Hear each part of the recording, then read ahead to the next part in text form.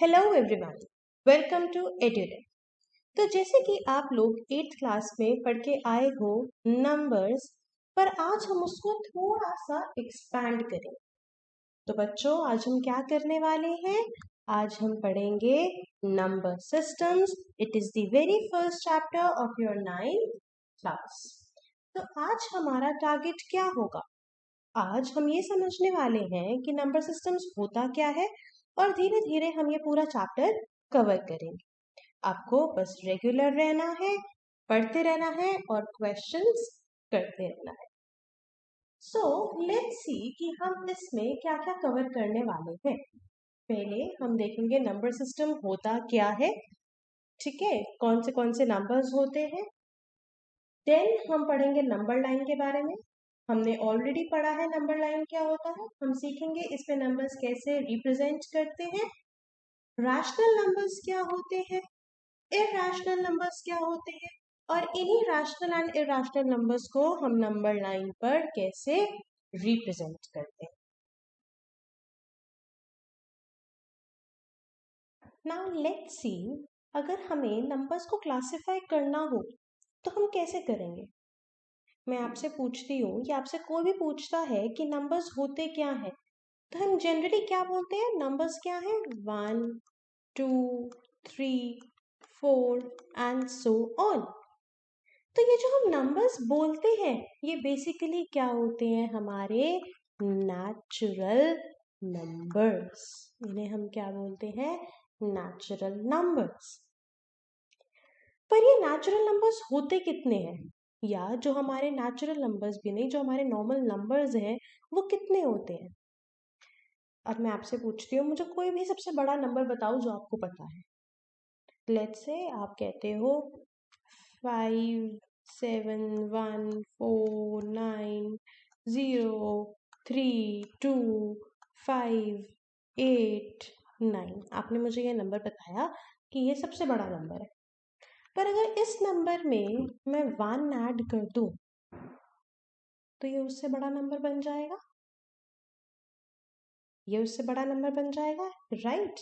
तो जो हमारे नेचुरल नंबर्स होते हैं, दे आर इनफाइनाइट। ठीक है, हमारे नेचुरल नंबर्स या जो हमारे नंबर्स हैं वो एंडलेस हैं। अब अगर इन्हीं नेचुरल नंबर्स में मैं जीरो ऐड कर दूं, अगर इन्हीं नेचुरल नंबर्स में मैं जीरो ऐड कर दूं और मैं लिख दूं 0 1 2 3 4, तो ये नंबर्स हमारे क्या बन गए?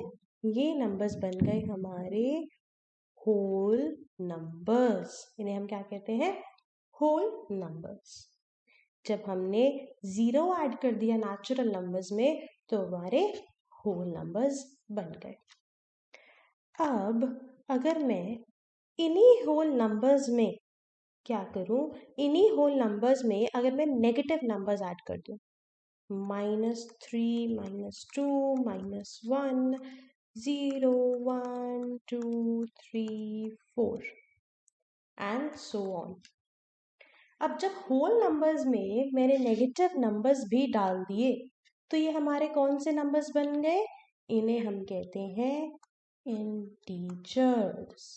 इन्हें हम क्या कहते हैं? Integers, right? तो आई थिंक अब आपको ये पता है कि नेचुरल नंबर्स, होल नंबर्स और इंटीजर्स क्या होते हैं।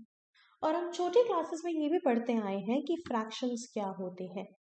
किसी भी चीज को जब हम न्यूमरेटर और डिनोमिनेटर के फॉर्म में लिखते हैं, जैसे कि 1/2 3/4 5/7, किसी भी चीज को ऐसे हम न्यूमरेटर डिनोमिनेटर के फॉर्म में लिखते हैं तो ये हमारे क्या होते हैं? ये हमारे फ्रैक्शंस होते हैं।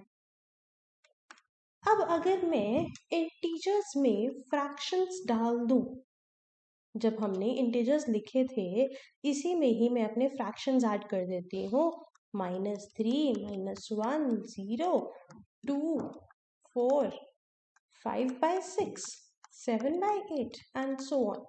मैंने इसमें फ्रैक्शंस भी ऐड कर दिए। तो अब ये नंबर्स हमारे क्या बन गए? इन नंबर्स को हम बोलते हैं रैशनल नंबर्स, इन्हें हम क्या बोलते हैं? Rational numbers, right. तो अब हमें पता है नेचुरल नंबर्स क्या होते हैं, 1 2 3। इन नेचुरल नंबर्स में अगर मैंने 0 ऐड कर दिया तो ये मेरे होल नंबर्स बन गए। इन होल नंबर्स में अगर मैंने नेगेटिव नंबर्स ऐड कर दिए तो ये मेरे इंटीजर्स बन गए। इन इंटीजर्स में अगर मैं फ्रैक्शंस ऐड कर दूंगी तो ये क्या बन जाएंगे? मेरे rational numbers, right. Now let's see कि हमारी नंबर लाइन जो है वो क्या होती है। What is a number line? I know आप लोग ये सारा प्रीवियस क्लास में पढ़कर आए हो कि नंबर लाइन क्या होती है। ये एक लाइन है जिस पे हम अपने सारे रियल नंबर्स लोकेट करते हैं। अब मैंने बोल तो दिया रियल नंबर्स, पर ये रियल नंबर्स क्या होते हैं? ये रियल नंबर्स क्या है? Real numbers are composed of rational and irrational numbers, right. Rational numbers मैंने आपको अभी बताया क्या होते हैं, और इरैशनल नंबर्स मैं आपको आगे जाके इन डिटेल में बताऊंगी। बट लेट्स से जो यहाँ पे ये वैल्यू लिखी है that is square root of 49, इसे हम इरैशनल नंबर कहते हैं। तो हमें अब रैशनल नंबर्स भी क्या होते हैं पता है, और इरैशनल नंबर्स भी पता है क्या होते हैं, जिन्हें हम आगे अभी डिटेल में पढ़ेंगे। और फिर हम देखेंगे कि रैशनल नंबर को हम अपनी नंबर लाइन पे कैसे रिप्रेजेंट करते हैं, और इरैशनल नंबर को भी हम अपनी नंबर लाइन पे कैसे रिप्रेजेंट करते हैं। तो हम सभी पता है कि नंबर लाइन होती क्या है।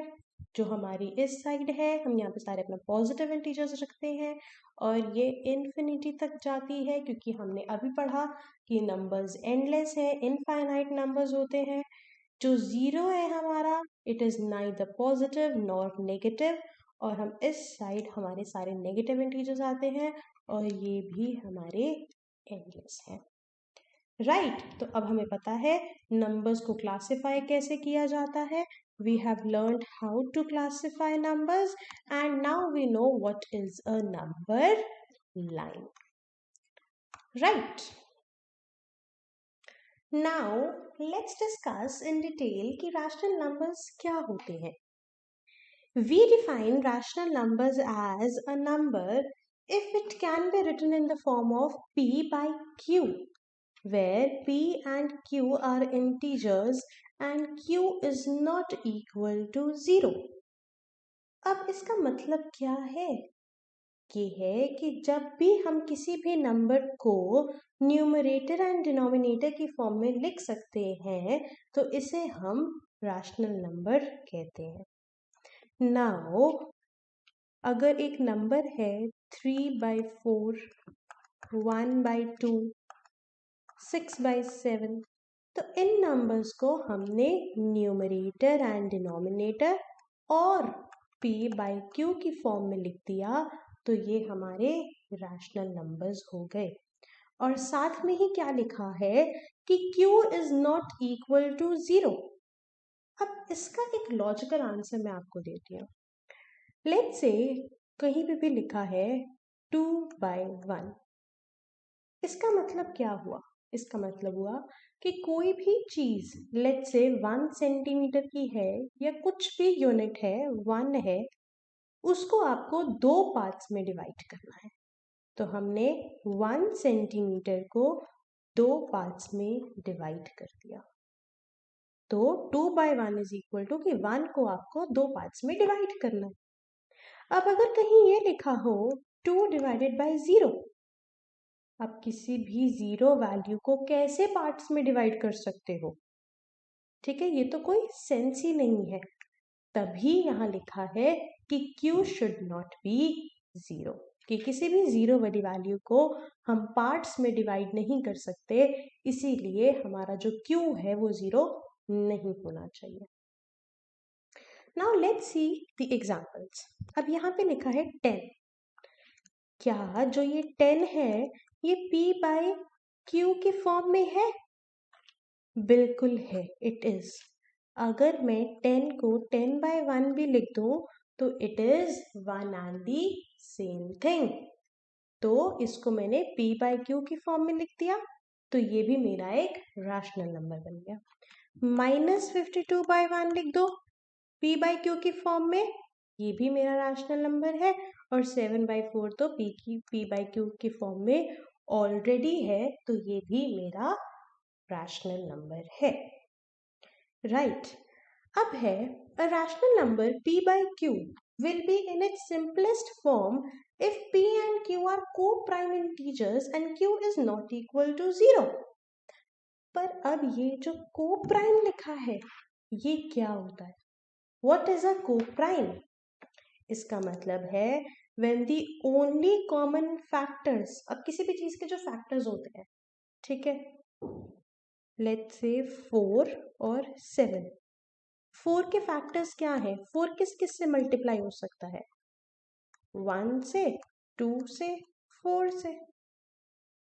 7 किस किस से हो सकता है? 1 से, 7 से। तो यहाँ पे कॉमन फैक्टर्स क्या है? सिर्फ 1 ही कॉमन फैक्टर है, बाकी कुछ भी कॉमन नहीं है। राइट। तो इसका मतलब क्या हुआ कि ये हमारा को प्राइम इंटीजर है। अगर हमने इसको 4/7 लिख दिया, p बाई क्यू की फॉर्म में था ये 4/7, इसके जो फैक्टर्स है ये है 1 और 1 ही है जो कॉमन है, बाकी कोई कॉमन नहीं है, तो दे आर को प्राइम। ठीक है। तो अब अगर मैं यहाँ पे लिख दूं 25/15, पहले हम इसको सिंपलेस्ट फॉर्म में लेकर आते हैं। 25/15 किससे डिवाइडेड हो सकता है? 5 से हो सकता है। 5 5 जा और 5 3 जा, तो हमारे पास क्या बचा? 5/3। अब अगर हमें 5 के फैक्टर्स देखने हैं तो 5 के फैक्टर्स क्या है? 5 1 से डिवाइड हो सकता है, 5 से हो सकता है। 3 किससे डिवाइड हो सकता है? 1 से हो सकता है और 3 से हो सकता है। तो यहाँ पे हमारे कॉमन फैक्टर्स क्या है? कॉमन फैक्टर्स सिर्फ 1 है, तो दे आर को प्राइम। तो इसका मतलब होता है जब भी हमारा कोई नंबर है p बाई क्यू, ये सिंपलेस्ट फॉर्म में कब होगा? जब जो हमारे p बाई क्यू है वो को प्राइम्स हैं, कि जो इनका जो हमारा फैक्टर्स है उसमें जो कॉमन है वो सिर्फ 1 होगा और कोई भी नंबर नहीं होगा, और जो q है वो 0 नहीं होगा। ये हमने ऊपर भी पढ़ा कि किसी भी चीज को हम 0 से डिवाइड नहीं कर सकते हैं, तो जो हमारा q है वो हमारा 0 नहीं हो सकता। ओके। सो अब हमें समझ में आ गया है कि p बाई क्यू की फॉर्म में हम किसी भी रैशनल नंबर को कैसे लिखते हैं, q हमारा 0 क्यों नहीं होता है, और को प्राइम इंटीजर्स क्या होते हैं। This is all clear. Now, what is equivalent rational numbers? When the numerator and denominator of a rational number is multiplied by the same number. अब अगर हम लिखें 1/2, जैसे यहाँ पे लिखा हुआ है 1/2, अब इस 1/2 को अगर मैं 2 से मल्टीप्लाई करती हूँ, ठीक है, तो ये क्या होगा? 2/4। अब क्या मैं इसे ऐसे लिख सकती हूँ? क्या 1/2 can be written as 2/4? Definitely yes, आप इसको ऐसे लिख सकते हो। क्यों? क्योंकि हमने इस पे इक्वल ऑपरेशंस लगाए हैं। हमने 1 को भी 2 से मल्टीप्लाई किया है और 2 को भी 2 से मल्टीप्लाई किया है। राइट। तो हमने यहाँ पे इक्वल ऑपरेशंस लगाए हैं, इसीलिए हम 1/2 को 2/4 लिख सकते हैं। अब अगर हम 2/4 को 4 से मल्टीप्लाई करें तो क्या होगा? 4 2 8, 4 4 16। तो अब क्या मैं 2/4 को 8/16 लिख सकती हूँ? यस। क्यों? क्योंकि यहाँ पे भी मैंने इक्वल ऑपरेशंस लगाए हैं।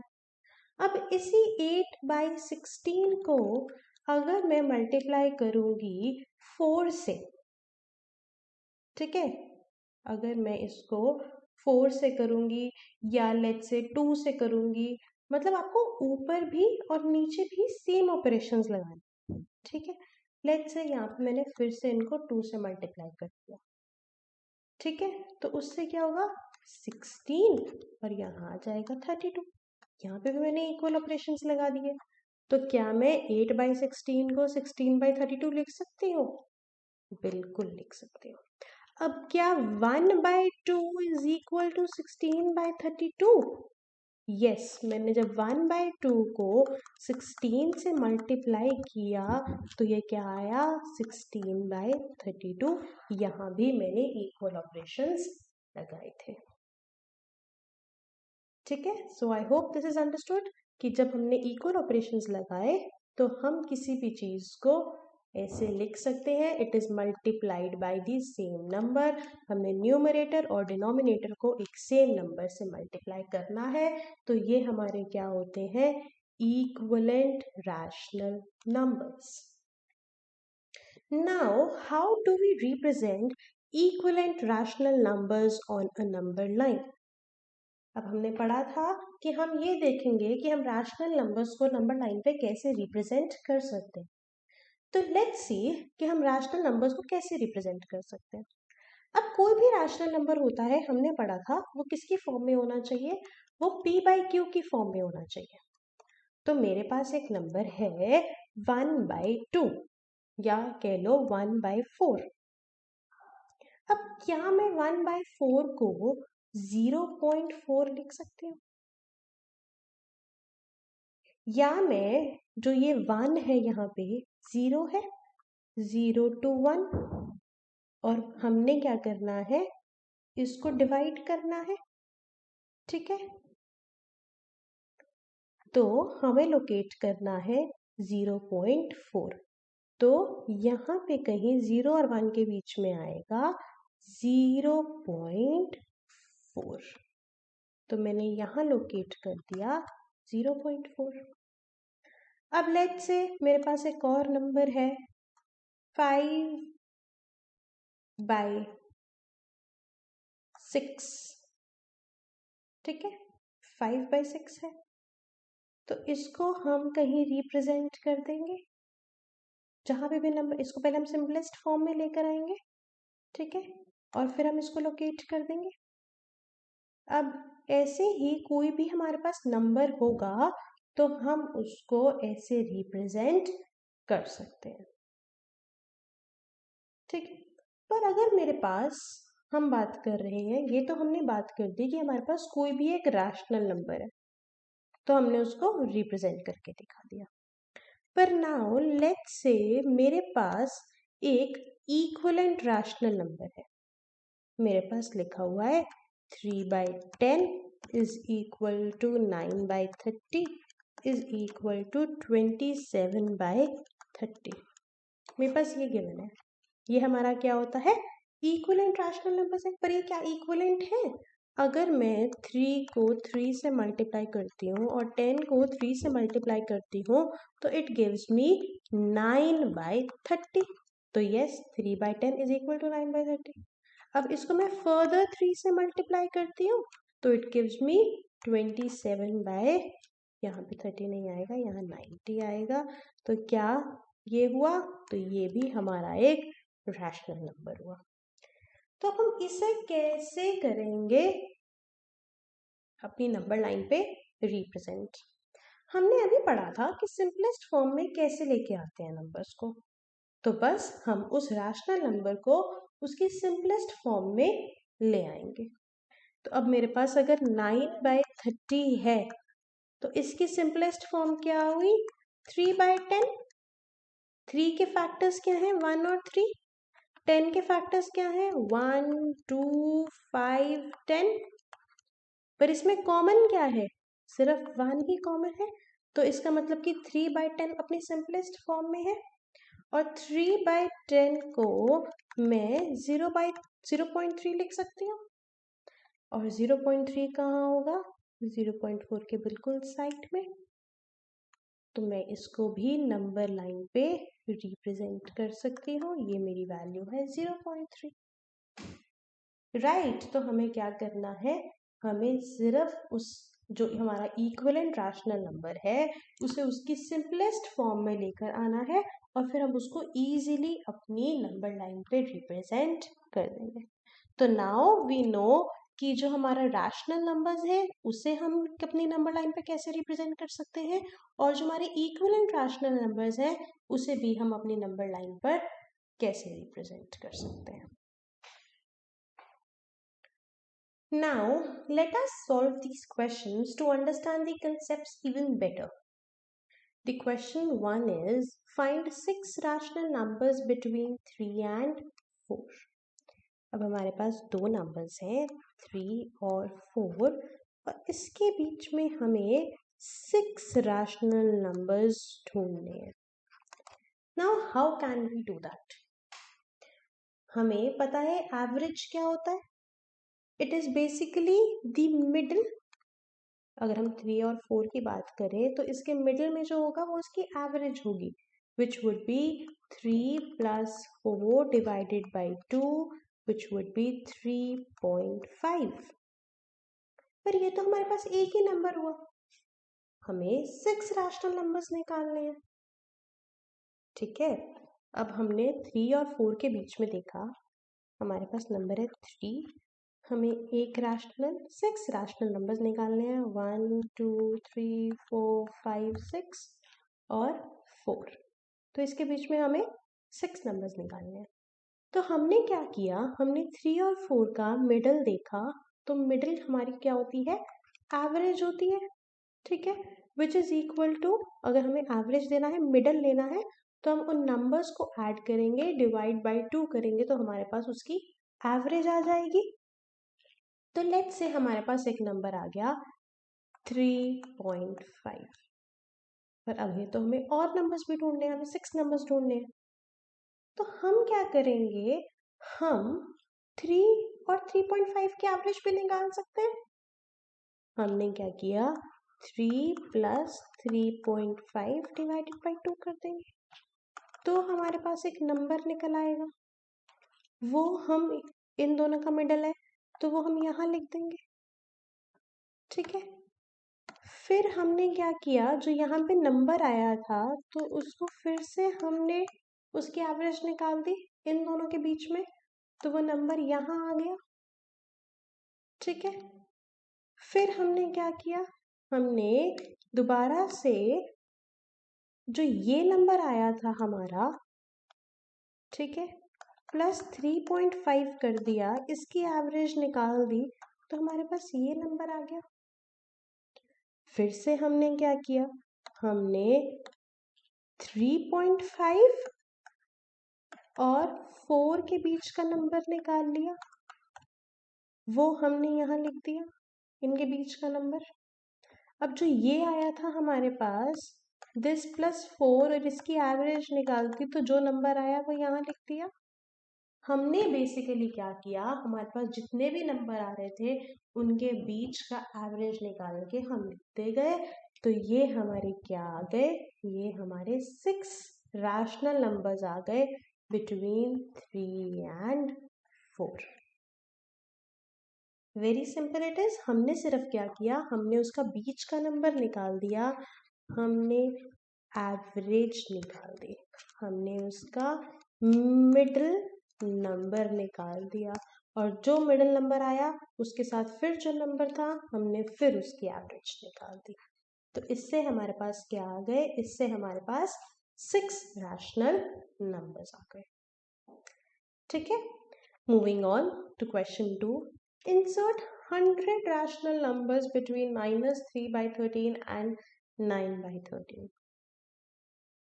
अब ऐसा करते हैं, हम -3/13 9/13 इसके बीच में हमें 100 रैशनल नंबर्स निकालने। अब अगर आप अपने एग्जाम में 100 रैशनल नंबर्स निकालने लगोगे तो आपका जो 3 घंटे का जो पेपर होगा उसमें तो आप बस ये 100 रैशनल नंबर्स ही निकालते रह जाओगे। तो इसका क्या शॉर्टकट मेथड है? Do we have a shortcut method to this? Yes, हमें एक शॉर्टकट या you can say a smart method हम यूज करेंगे। अब हमने पढ़ा था कि हम किसी भी नंबर को उसके न्यूमरेटर और डिनोमिनेटर को सेम नंबर से मल्टीप्लाई करेंगे तो वो इक्विवेलेंट रैशनल नंबर हो जाएगा। तो अगर मैं -3/13 को 100 से मल्टीप्लाई करती हूँ तो और उसे लिख देती हूँ 300 अपॉन, या 100 से भी अगर हमें 100 रैशनल नंबर्स चाहिए, मैं इसको 10 से ही मल्टीप्लाई करती हूँ तो ये मेरे पास -30/130 आ गया। -30/130 आ गया। तो क्या मैं -3/13 को -30/130 लिख सकती हूँ? यही हमने पढ़ा था कि जब हमने सेम ऑपरेशंस लगाए, न्यूमरेटर और डिनोमिनेटर को उसी चीज से मल्टीप्लाई किया तो हम कह रहे हैं इक्विवेलेंट रैशनल नंबर आ गए। और मैं 9/13 को भी अगर 10 से मल्टीप्लाई कर दूं तो मेरे पास 90 एंड 130 आ गया। तो 9/13 को मैं 90/130 भी लिख सकती हूँ। सो अब मेरे पास क्या है? मेरे पास दो नंबर्स हैं। मेरे पास एक नंबर है -30/130 और एक नंबर है मेरे पास 90/130। अब इसके बीच के मैं कोई भी 100 नंबर्स लिख दूंगी तो मेरे वो रैशनल नंबर्स आ जाएंगे।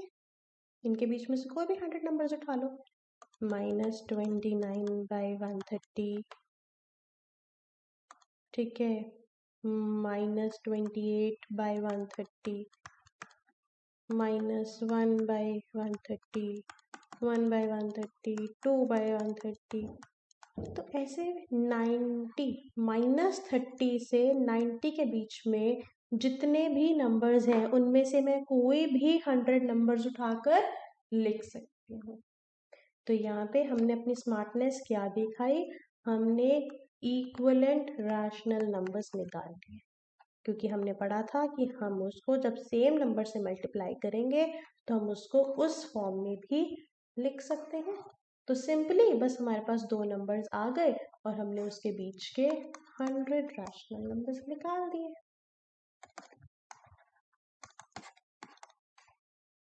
सो ये क्वेश्चंस ऐसे सॉल्व हो गए। Let's start with rational numbers now. हम इरैशनल नंबर्स को कैसे डिफाइन करते हैं? Numbers which cannot be written in P by Q form are called irrational numbers, where P and Q are integers and Q is not equal to 0. Now, we did in rational numbers that rational numbers should be written in P by Q form. But here it is simple that irrational numbers cannot be written in P by Q form and Q is not equal to 0. Now, are root 4, root 9, root 25 irrational numbers? No, they are not. क्योंकि जो हमारा root 4 है ये किसका हमारा perfect square है? 2 का, right? तो इसे हम 2 भी लिख सकते हैं। सो जो हमारा रूट 4 है ये इरैशनल नंबर नहीं है। रूट 9 है, रूट 9 किसका परफेक्ट स्क्वायर है? 3 का, तो ये भी हमारा इरैशनल नंबर नहीं है। रूट 25 5 का परफेक्ट स्क्वायर है, तो ये भी हमारा इरैशनल नंबर नहीं है। तो हमारा इरैशनल नंबर कौन से हैं? रूट 2 फॉर एग्जाम्पल, इसका कोई भी परफेक्ट स्क्वायर नहीं है, ठीक है, इसकी जो भी वैल्यू होगी वो हमारा इम्परफेक्ट स्क्वायर होगा।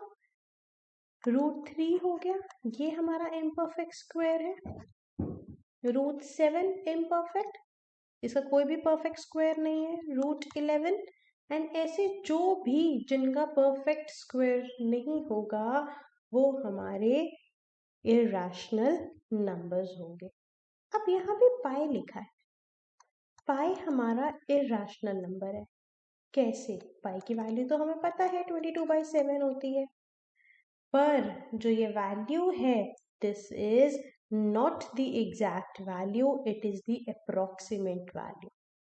ये हमें पता है कि पाई जो है वो 22/7 होता है, पर ये वैल्यू एक अप्रोक्स वैल्यू है, ये हमारी एक एग्जैक्ट वैल्यू नहीं है, तो पाई भी हमारा इरेशनल नंबर है। तो हमें पता लग गया इरेशनल नंबर्स क्या होते हैं। कोई भी नंबर जो इम्परफेक्ट स्क्वायर है वो हमारा इरेशनल नंबर होगा, उसे हम p/q की फॉर्म में नहीं लिख सकते हैं, and q is not equal to 0।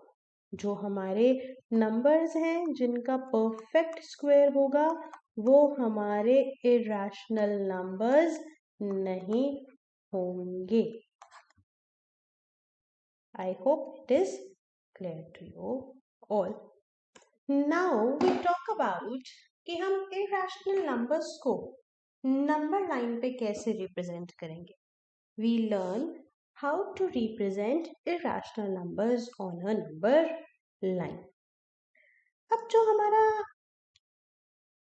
Number था हमने पढ़ा 0.4, वो हमने देख लिया था 0.4 कुछ यहाँ आएगा, तो हमने उसको प्लॉट कर दिया था कि 0.4 यहाँ होगा।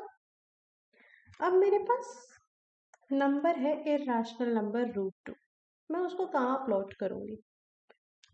यहाँ आएगा, यहाँ आएगा, इधर आएगा, कहाँ आएगा? I don't know. √5 है, ये कहाँ आएगा? 4 और 5 के बीच में आएगा, 5 और 6 के बीच में आएगा। √2 को हम कैसे प्लॉट करेंगे? तो हमें नहीं पता कि ये किधर आएगा। Let us do it in detail with the help of a question. ठीक है, यहाँ पे है locate √2 on a number line. अब पहले हम थोड़ा सा एक कंसेप्ट समझते हैं। हम सबको पाइथागोरस थ्योरम पता है क्या होता है? उसमें क्या होता है, एक बेस होता है, एक परपेंडिकुलर होता है 90 डिग्री पे, और एक हाइपोटेन्यूज होता है। ये हमें सबको पता है पाइथागोरस थ्योरम। बेस 90 डिग्री पे एक परपेंडिकुलर और एक हाइपोटेन्यूज। अब हमें ये पता है कि जो p का स्क्वायर है प्लस b का स्क्वायर है is equal to h square. हमारे परपेंडिकुलर का square plus b square is equal to hypotenuse square. Pythagoras theorem यही कहता है। अब हमें क्या प्लॉट करना है? हमें √2 प्लॉट करना है। ठीक है, तो क्या मैं √2 को, हमें क्या प्लॉट करना है? √2 प्लॉट करना है। अब क्या मैं √2 को स्क्वायर रूट ऑफ 1 + 1 लिख सकती हूँ? 1 का स्क्वायर होता है 1, 1 का स्क्वायर होता है 1, 1 + 1 इज 2, तो वो यही वैल्यू हुई, √2 ही हुआ। पर मैंने इसको थोड़ा एक्सपांडेड फॉर्म में लिख दिया कि √2 को मैं 1 का स्क्वायर + 1 का स्क्वायर लिख सकती हूँ। ठीक है, वो भी हमारा यही हुआ, 1 + 1 इज इक्वल टू √2। ठीक है, अब हमें यहाँ इजीली क्या मिल गया? हमें यहाँ पर हमारा परपेंडिकुलर और आप इससे रिलेट कर पा रहे हो, बेस मिल गया। अब एक हम इसको अगर नंबर लाइन पे रिप्रेजेंट करें, हमें इसे नंबर लाइन पे रिप्रेजेंट करना। अब हमें पता है कि जो हमारा बेस है, जो हमारा बेस है, ये बेस है हमारा 1। ठीक है, हमने क्या किया, बेस 1 लेंथ है, हमने एक हमने एक परपेंडिकुलर ड्रॉ कर दिया 1 लेंथ का। और उसके साथ हमने एक हाइपोटेन्यूज ड्रॉ कर दिया। तो ये हमारा हाइपोटेन्यूज है, ये हमारा परपेंडिकुलर है और ये हमारा बेस है।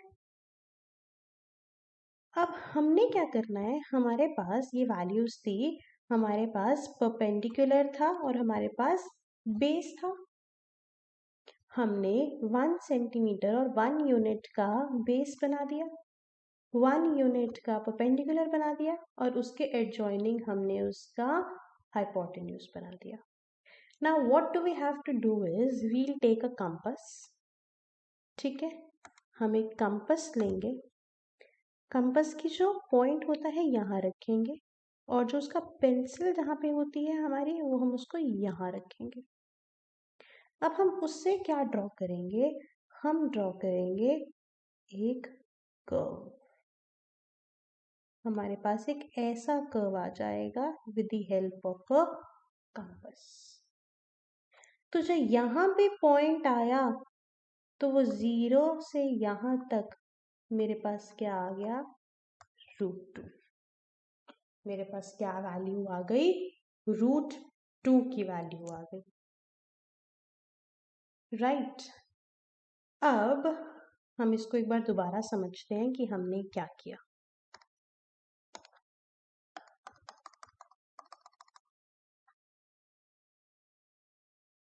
ठीक है, हम एक बार समझते हैं दोबारा कि हमने क्या किया। हमारे पास, हमें पता था कि हम √2 को लिख सकते हैं √1 का स्क्वायर प्लस 1 का स्क्वायर। इससे हमें क्या पता चल गया कि हमारा जो हाइपोटेन्यूज है, ठीक है, वो आ गया, हमारा परपेंडिकुलर आ गया और उसका बेस आ गया 1 और 1। तो हमें पता है कि यहाँ पे हमने बेस पे ड्रॉ कर दिया हमारा 1 सेंटीमीटर का बेस, हमने 1 सेंटीमीटर का परपेंडिकुलर ड्रॉ कर दिया और उसके एडजॉइनिंग हमने उसका हाइपोटेन्यूज ड्रॉ कर दिया। हमारे पास ये वैल्यूज थी 1 और 1 और हमने साथ में हाइपोटेन्यूज आ गया। नाउ हमने क्या लिया, हमने कंपास लिया, उसका पॉइंटेड एंड यहाँ रखा, जहाँ पेंसिल हमारे पास होती है वो हमने यहाँ रखा और उससे हमने एक कर्व बना दिया यहाँ पर। ठीक है, हमारे पास यहाँ एक ऐसे कर्व आ जाएगा। तो जो ये वैल्यू है 0 टू ये हमारी क्या है, हमारी ये √2 की वैल्यू है। जो यहाँ से लेकर यहाँ तक हमारे पास लाइन आई, पॉइंट आया, ये हमारी √2 की वैल्यू है। Now I hope it is clear to you all. Moving on to the next question. Now we have how to represent √5 on a number line. √5, ठीक है, हमारे पास वही, हमारे पास है x² = p² प्लस b²। अब क्या मैं √5 को लिख सकती हूँ 1 का स्क्वायर प्लस 2 का square, that is equal to 1 का स्क्वायर इज 1, 2 का square is 4 which is equal to 5। तो क्या मैं यहाँ पे 1 स्क्वायर प्लस 2 स्क्वायर लिख सकती हूँ? राइट, तो मैंने 5 को डिवाइड कर दिया 1 और 2 में। ऐसे ही फॉर एग्जाम्पल अगर मैं आपको समझाऊं, मेरे पास होता √3, उसको कैसे मैं डिवाइड करती, उसको हम डिवाइड कर सकते थे, हमने √2 का स्क्वायर प्लस 1 का स्क्वायर लेंगे तो स्क्वायर रूट और स्क्वायर हमारा कैंसिल होके जब आप इसको कैलकुलेट करोगे तो 2 ही रहेगा और यहाँ 1 रहेगा विच इज इक्वल टू 3। तो हमने इसको सिंप्लीफाई करने के लिए कि हम इसको प्लॉट कर सकें और इसको पाइथागोरस थ्योरम के अंडर लेकर आ सके, हमने इसको क्या किया, हमने इसको डिवाइड कर दिया। हमने √5 को भी 1 का स्क्वायर और 2 के स्क्वायर में डिवाइड कर दिया। तो अब हम इस नंबर लाइन पे कैसे रिप्रेजेंट करेंगे? अब जो हमारे पास बेस है वो 2 है, जो हमारे पास बेस है वो 2 है। अब ठीक है, यहाँ पे 2 है, इट्स इक्वल टू 1 + 2। हमारे पास जो परपेंडिकुलर है उसकी वैल्यू है हमारे पास 1। लेट्स से 2 इतना है तो 1 यहाँ होगा, 1। ये हमारी 2 यूनिट्स है, ये 1 यूनिट है। अब हमें ड्रॉ कर देंगे इसके साथ का हाइपोटेन्यूज।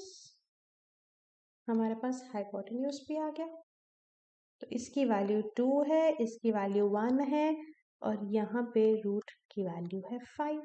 हमें इसको अब नंबर लाइन पर लेके आना है। अब हम दोबारा क्या करेंगे, हमें सबको पता है हम कंपास का पॉइंटेड एंड यहाँ रखेंगे, उसकी पेंसिल वाला पॉइंट यहाँ रखेंगे। ठीक है, तो उसे हम प्लॉट कर देंगे। वो हमारा कुछ ऐसे बन जाएगा आर्क।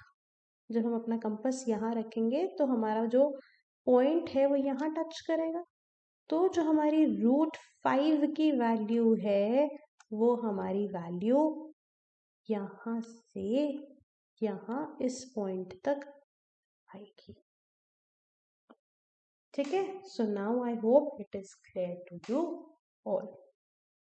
हमने क्या किया, हमने इसी को जो √5 है इसको डिवाइड कर दिया था, उसको प्लॉट कर दिया, कंपास की हेल्प से हमने आर्क बनाकर उस पॉइंट तक उसको लोकेट कर दिया। तो हम ऐसे अपने इरैशनल नंबर्स को भी नंबर लाइन पर प्लॉट कर सकते हैं। Right, so now we have square root spiral. अब ये जो स्क्वायर रूट स्पाइरल है ये आपकी एनसीईआरटी की बुक में दिया हुआ है। अगर आप केयरफुली अपनी एनसीईआरटीज को देखोगे तो वहाँ पे आपको ये स्क्वायर रूट स्पाइरल दिखेगा। इसका कुछ ज़्यादा यूज़ नहीं है, बट बेसिक क्वेश्चंस आपको यहाँ से आ सकते हैं। अब ये बेसिकली क्या है, ये इरैशनल नंबर्स को नंबर लाइन पे प्लॉट करने के लिए यूज़ किया जाता है। अब हमने भी जब प्लॉट किया था, हमने √2 प्लॉट किया था, हमारा ऐसा कर्व आया था तो हमने उसको नंबर लाइन पे प्लॉट किया। ऐसे ही ये स्क्वायर रूट स्पाइरल क्या है, यहाँ पे हम ऐसे सारी वैल्यूज को प्लॉट करते हैं। अब इसके आगे भी अगर वो होगा, इसको स्पाइरल क्यों कहा जाता है, इसके आगे होगा तो वो और ऐसे बाहर को आकर वो पूरा एक स्पाइरल की शेप ले लेगा, तो इसे हम स्क्वायर रूट स्पाइरल कहते हैं। I hope everything is clear to you कि हम जो इरैशनल नंबर्स हैं उसको कैसे नंबर लाइन पे रिप्रेजेंट करते हैं और स्क्वायर रूट स्पाइरल क्या होता है। तो बच्चों, अब हमने हमारा जो सारे कंसेप्ट्स थे, हमारे इरैशनल नंबर्स क्या होते हैं, रैशनल नंबर्स क्या होते हैं, और हम इनको कैसे नंबर लाइन पे रिप्रेजेंट कर सकते हैं, हम नंबर्स को क्लासिफाई कैसे करते हैं, और हमारी नंबर लाइन क्या होती है, हमने ये सारे कंसेप्ट्स अभी पढ़े हैं। और हम रियल नंबर्स और उनके डेसिमल एक्सप्रेशंस को हमारी अपकमिंग वीडियो में कवर करेंगे।